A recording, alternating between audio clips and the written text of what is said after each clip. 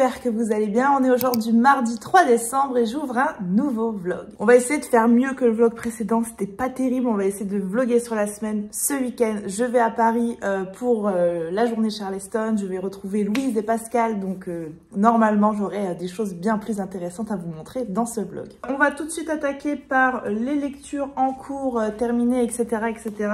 Terminées. Maintenant ou jamais de Delphine Giuliano ou Denizé. Je ne connais pas cette youtubeuse, mais apparemment c'est une grande youtubeuse. Mais je n'ai jamais vu une de ses vidéos. J'ai dit que j'irais regarder un petit peu sa chaîne YouTube qui, je pense, est très intéressante. Maintenant ou jamais, c'est un livre de développement personnel pur et dur.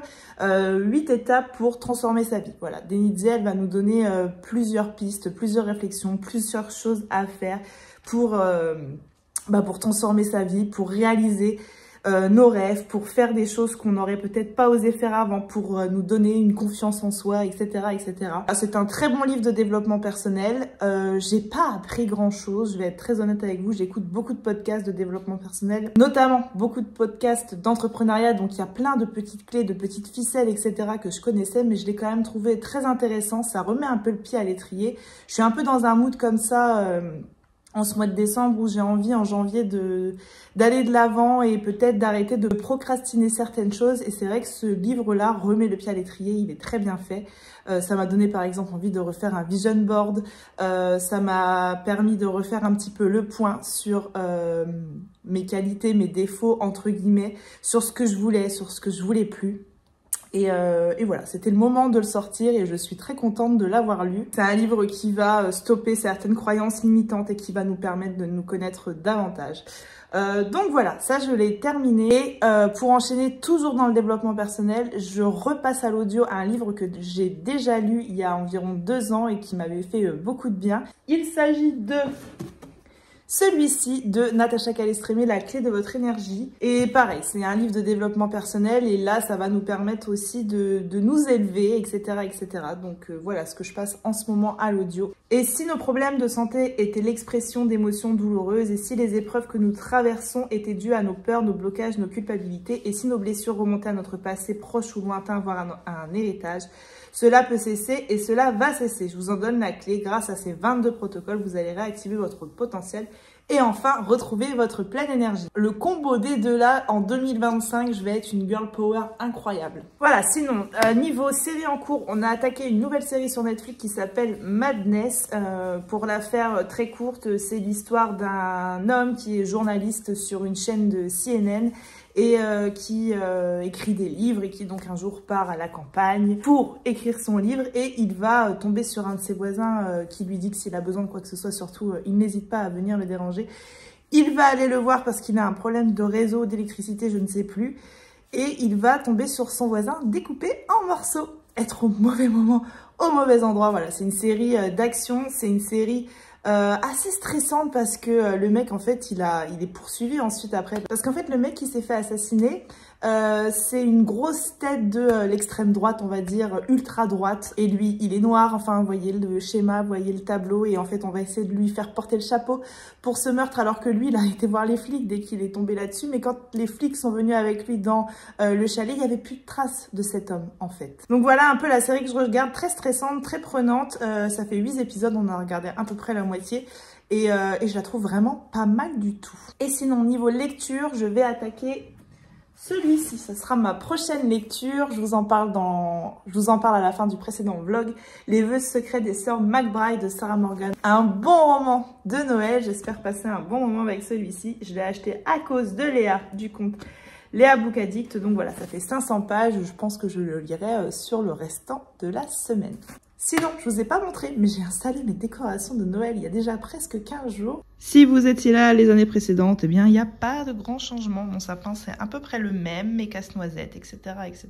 J'ai installé la petite guirlande de houx sur ma lampe. Puis voilà, après, il y a des petits trucs qui traînent dans mon coin. Normalement, cette petite peluche est sur mon siège, la petite boule que j'ai achetée cette année à Casa, le coussin boule que je trouve très joli. Et le fond d'écran de la télé, évidemment. Kitsch à souhait, mais j'adore. En étant kitsch, mon mari m'a ramené un truc. J'ai trouvé pire kitsch que moi. Père Noël. Je ris. Et ça, c'était la bêtise des lutins du jour. Les lutins commencent à manquer cruellement d'inspiration pour les bêtises, parce que ça fait plusieurs années qu'ils viennent. Donc voilà, hein. C'est le côté beauf des lutins qui a parlé cette nuit. Sinon, je vais ouvrir mes cases du calendrier de l'Avent avec vous aujourd'hui. Je vais faire vite avant que mon mari rentre, il est presque midi. Enfin, il est plus de midi, donc il devrait pas tarder, mais je vais quand même les ouvrir avec vous. Bon, la luminosité, elle est pas dingue. Alors, nous avons le calendrier de l'Avent, des bougies, marché de Noël. Ça sent plutôt bon. Qu'est-ce qu'on a dans cette bougie? Bah, on sait pas vraiment. Bah, je peux vous dire que ça sent bon. Ça sent bien meilleur que celle d'hier. Hier, c'était le coin du feu. Et en fait, bah, ça sent le cramé. Ça sent l'odeur de cheminée. Il faisait ça pendant un temps chez Party Light, les bougies avec cette odeur-là. J'ai jamais compris. Donc, bah... Je suis pas sûre que j'aime vraiment, quoi.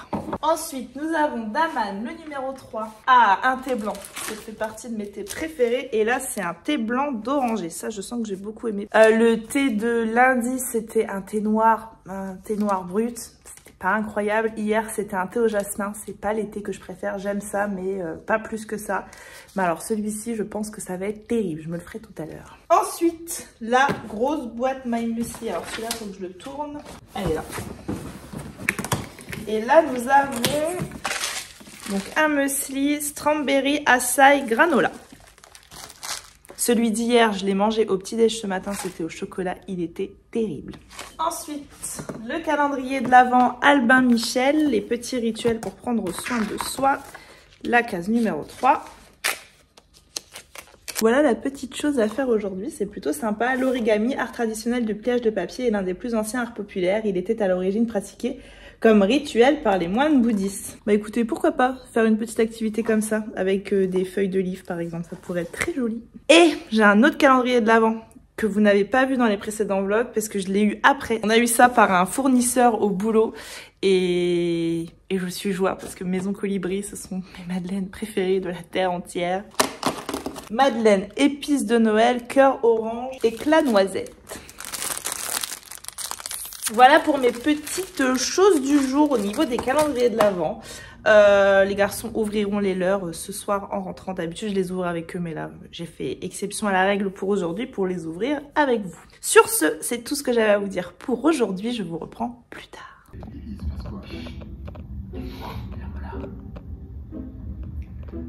suis sûr que ce barrage est là parce qu'ils sont tous attachés en gibrette et les numéros. Je vous reprends, on est le mercredi 4 décembre, je me prépare un petit thé et ensuite c'était matinée coopérative de l'école de mes enfants. On avait fait une commande de boîte personnalisée avec leurs petits dessins, il fallait que j'empacte tout ça.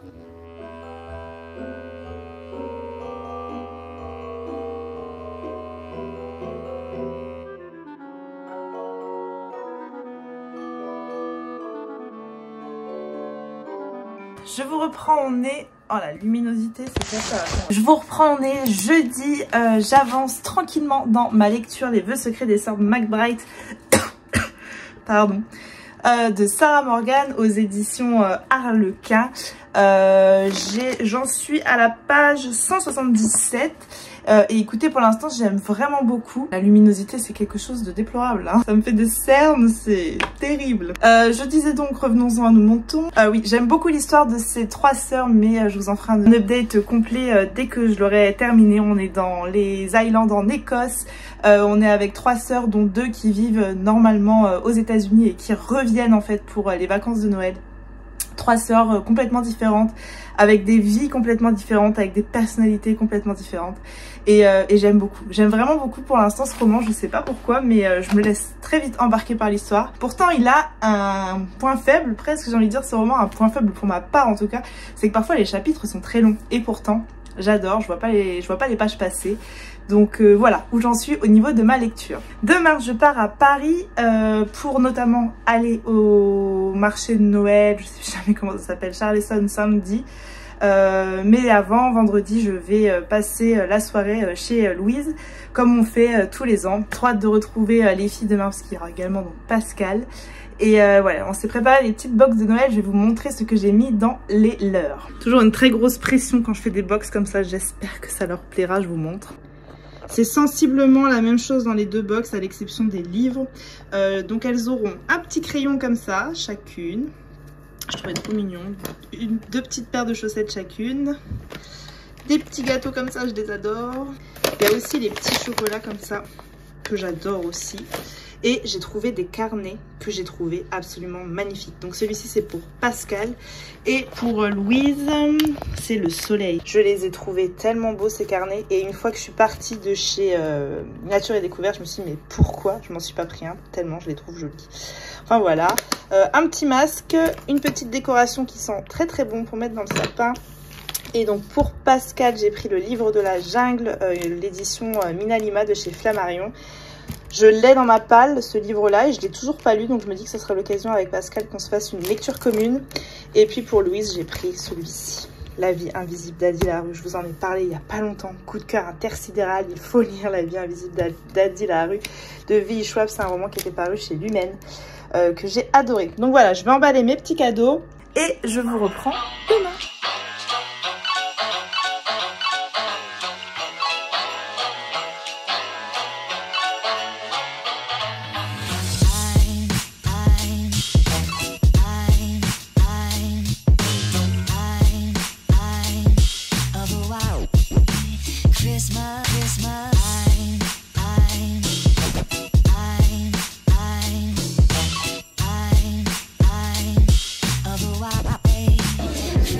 Bonjour. Bonjour madame, je termine mon exercice de sport. J'ai marché 1 km.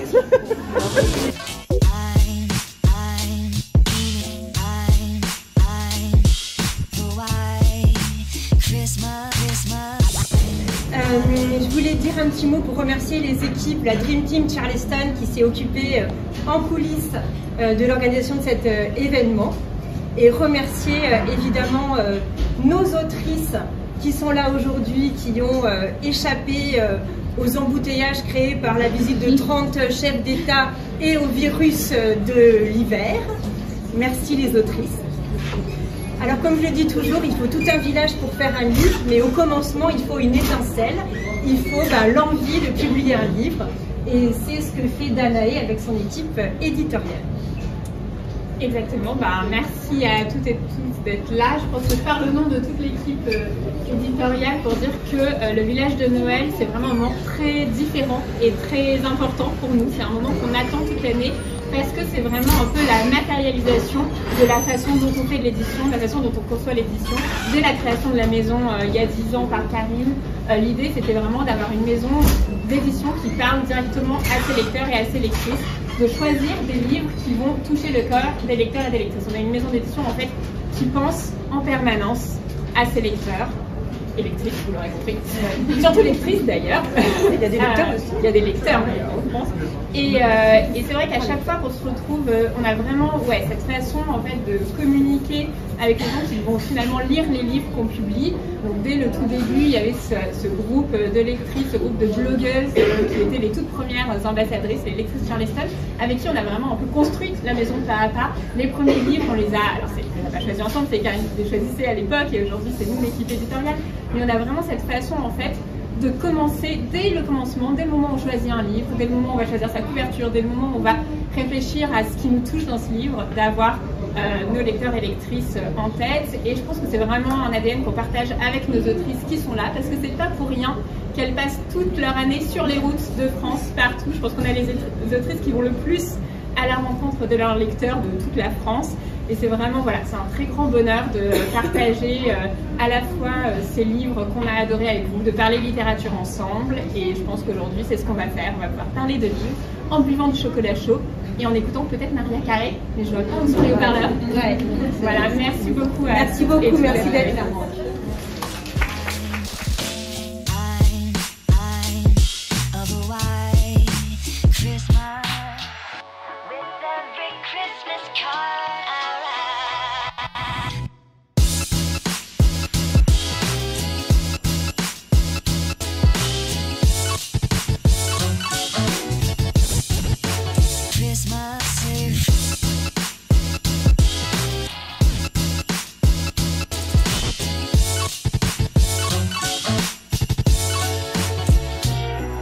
Je vous reprends, on est dimanche et je vous reprends pour vous faire un petit peu le retour sur mes grosses 24 heures à Paris pour la journée de Noël Charleston. J'ai retrouvé les filles vendredi, on a passé la soirée ensemble, c'était comme d'habitude très cool, je les embrasse si elles passent par là. Et puis le samedi matin, nous nous sommes rendus donc à la journée Charleston. On n'y est pas resté très longtemps, il n'y avait pas d'atelier cette année, ils n'ont pas proposé d'atelier, c'est pas grave, ils feront peut-être ça l'année prochaine puisque franchement les ateliers c'était vraiment cool. Il y avait quelques tables rondes organisées et puis évidemment il y avait les autrices présentes pour dédicacer leurs livres. Il y avait plein de chouettes romans à acheter. Pour ma part j'ai été raisonnable et je ne m'en suis pris qu'un seul. J'ai pris La Douce Magie de Noël de Clarisse Sabar. J'adore les comédies romantiques de Noël de Clarisse Sabar. Celle-ci c'est la 5e, donc évidemment je vais la lire puisque je suis à jour dans ces comédies romantiques. J'ai pris avec un petit marque-page et Clarisse a eu la gentillesse de me dédicacer le roman. Dans le petit village de Valenno au cœur des Alpes, Emeline trépigne d'impatience à l'approche des fêtes de fin d'année. Au programme, l'inauguration d'une magnifique grande roue sur la place du marché et le concours de la plus belle vitrine de Noël qu'elle aimerait bien remporter. Mais entre son job de serveuse à l'Edelweiss et un bébé qu'elle élève seule, les journées filent et les nuits sont courtes. Il ne manquait plus que sa mère débarque à l'improviste pour ranimer les tensions familiales. Et quand Théo, le séduisant journaliste qu'elle n'a pas revu depuis leur courte aventure un an plus tôt, fait son grand retour au village, le chaos est à son comble. De quiproquo en révélation fracassante, le réveillon de la jeune femme s'annonce très mouvementé, à moins que la douce magie de Noël vienne frapper à sa porte. Voilà ce que je me suis pris. Il y avait également un petit photobooth au marché de Noël et on a fait quelques photos avec les filles. Enfin voilà, c'était un chouette petit moment. Et puis ensuite on est allé déjeuner avec Louise, on est passé chez Book Off, je vais vous montrer ce que je me suis pris chez Book Off. Et puis on est allé voir les galeries Lafayette avec Pascal, on est allé voir les vitrines, on est allé se promener et puis on a ensuite été boire un café. Et puis voilà, il était déjà l'heure pour moi de repartir. Chez Book Off, je me suis pris 2 romans. Le premier, je me suis pris Christmas Pudding de Nancy Mitford. C'est donc un roman de Noël, comme vous pouvez le constater. J'aurai pas le temps de le lire cette année, mais je suis ravie qu'il rejoigne ma palle de Noël de l'année prochaine. Un Noël à la campagne dans le Gloucestershire, la perspective est séduisante pour un groupe de jeunes mondains, un peu las de la routine londonienne qui décide de séjourner à proximité du domaine de Lady Bobin et de ses enfants. Bobine, je suppose que ça se dit. Multipliant péripéties invraisemblables et dialogues mordants, Nancy Mitford dresse un portrait décalé de la société anglaise dans les années 30. Et je me suis pris Fantasmé de Nico Taquian. C'est un roman que j'ai encore pas lu de l'auteur, pourtant c'est un auteur que j'aime beaucoup. C'est un roman dans lequel on va retrouver Thomas Kahn, un commandant de police que j'avais adoré dans le précédent tome qui s'appelle, je ne sais plus, ça doit être marqué à l'intérieur. Ah, il est dédicacé, j'avais pas vu. Toxique. Voilà, j'ai hâte de lire ces 2 romans. Celui-ci sera pour l'année prochaine et celui-ci je vais le glisser dans ma palle en début d'année. Sinon, comme je vous l'ai montré précédemment dans ce vlog avec les filles, on s'est fait des petits colis de Noël. J'ai été extrêmement gâtée par les filles. Je vais vous montrer ce qu'elles m'ont offert. Alors, Pascal s'est lancée dans l'aquarelle. Elle fait des choses très jolies. Elle a fait ce magnifique petit renard qui va rejoindre ma déco derrière moi. Elle m'en a également fait un autre que j'ai déjà mis dans mon salon. Attendez, je vais le chercher. Il est ici, il est vraiment très très joli, j'adore. Ensuite j'ai eu un roller en quartz, j'ai eu une petite chaufferette pour me réchauffer les mains, j'ai eu une très jolie petite cuillère qui fera fureur sur mes photos Instagram, j'ai eu des chocobons, des Raffaello, mais ça je les ai déjà attaqués, un très joli bougeoir avec des bougies de Noël, je vais également aller installer ça très rapidement dans ma déco. Pascal m'a également offert ceci. Elle m'a dit il faut que je te partage le compte au sujet de ces petites étoiles. Donc je ne sais pas encore exactement de quoi il en retourne, mais j'ai compris que c'était des porte-bonheur. C'est trop mignon. J'ai eu de quoi me faire un bon chocolat chaud, un magnifique marque-page. Je le trouve absolument formidable. Une petite déco qui fera également fureur sur mes photos Instagram que je trouve très jolie. Comme ceci.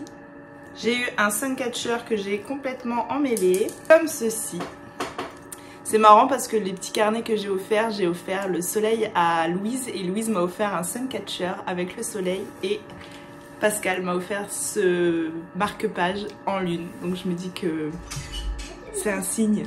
J'ai eu des petits sachets de thé et également, j'ai eu un mug aussi de Pascal, mais je l'ai inauguré ce matin. Je me suis déjà fait un petit thé dedans qui est trop joli.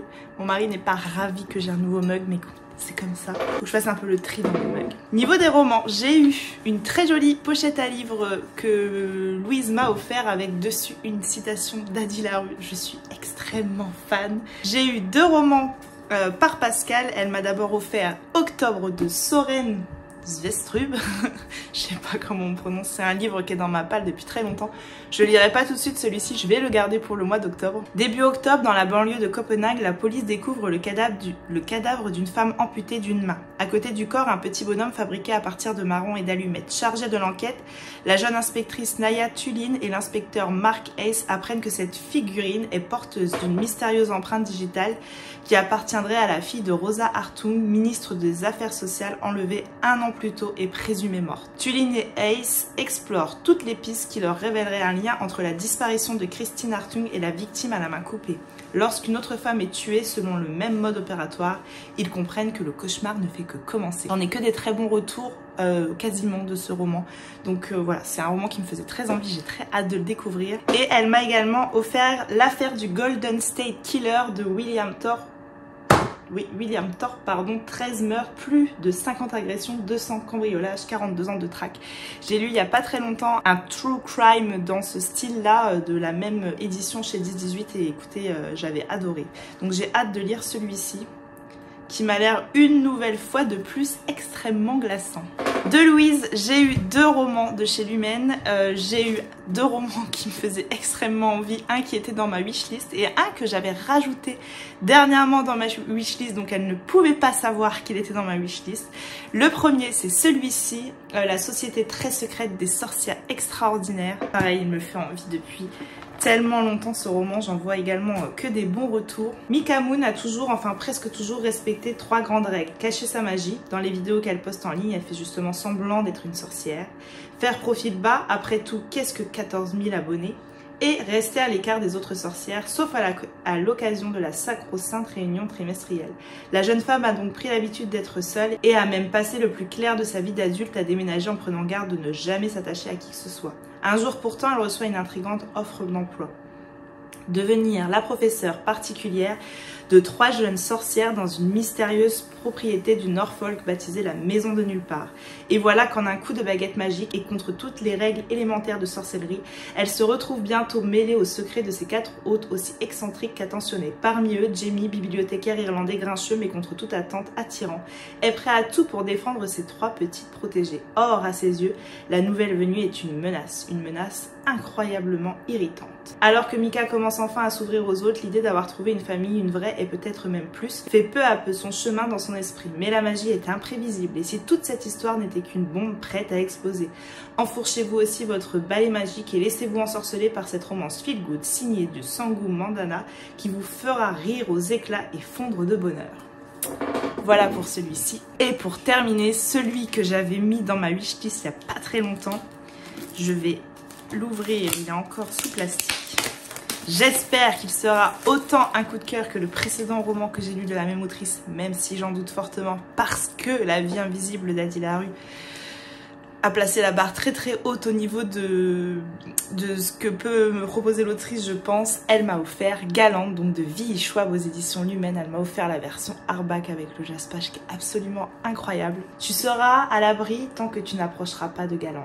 Il n'y a pas de résumé, j'en sais pas trop plus et j'avoue que j'ai envie de partir plutôt à l'aveugle sur ce roman qui va être, j'en suis sûre, extrêmement bien. Voilà pour tout ce que m'ont offert les filles, j'ai été extrêmement gâtée, j'ai extrêmement de chance. Et j'en suis extrêmement reconnaissante. De nouveau, je leur fais un très gros bisou si elles passent par là. Et je les remercie beaucoup pour leur chouette box qu'elles ont pris le temps de me préparer et de m'offrir. Sinon, on va terminer ce vlog par un update lecture puisque j'ai terminé ce matin Les vœux secrets des sœurs McBride de Sarah Morgan aux éditions Harlequin. Dans ce roman, on va donc rencontrer 3 sœurs complètement différentes. Ça, je vous l'ai déjà dit précédemment. On va d'abord rencontrer Bess en premier. Bess qui est la sœur du milieu.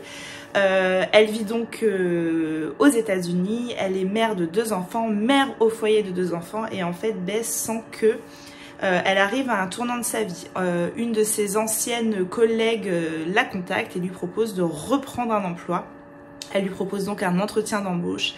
Et cet ex-collègue s'avère quelqu'un de très tyrannique, quelqu'un de très oppressant, de très malaisant. Et pourtant, Bess, elle va avoir envie de se donner une seconde chance et de reprendre un travail. Malgré que son mari, il n'est pas ok. En fait, ils ont une espèce de début de conversation. Et elle lui dit, j'ai quelque chose à te dire. Lui, il lui dit oui, moi aussi. Et puis, ils partent dans une conversation où chacun pense qu'ils se disent la même chose, mais pas du tout. Lui, en fait, il lui parle de faire un 3e enfant. Elle lui demande de reprendre le travail. Il y a un gros malentendu sur leur discussion. Bess en veut beaucoup à son mari pour de la tournure que va prendre la discussion. Et du coup, elle décide de partir plus tôt que prévu, faire les fêtes de Noël dans sa famille qui se trouve en Écosse. Elle prend un billet d'avion, elle plante son mari, elle lui dit tu me rejoindras plus tard, moi là j'ai besoin de temps, j'ai besoin de respirer. Tu crois que c'est facile d'être mère au foyer de 2 enfants, de s'occuper en permanence des filles, et ben tu vas voir ce que c'est. Et donc elle arrive en Écosse plus tôt que prévu. En Écosse, elle retrouve Posy, Posy qui est donc la dernière de la famille, la petite dernière qui elle est restée habiter en Écosse près de ses parents. Elle travaille, elle aide sa mère dans le café Kitchen, un café absolument incroyable, cosy, parfait pour un roman de Noël, etc., etc.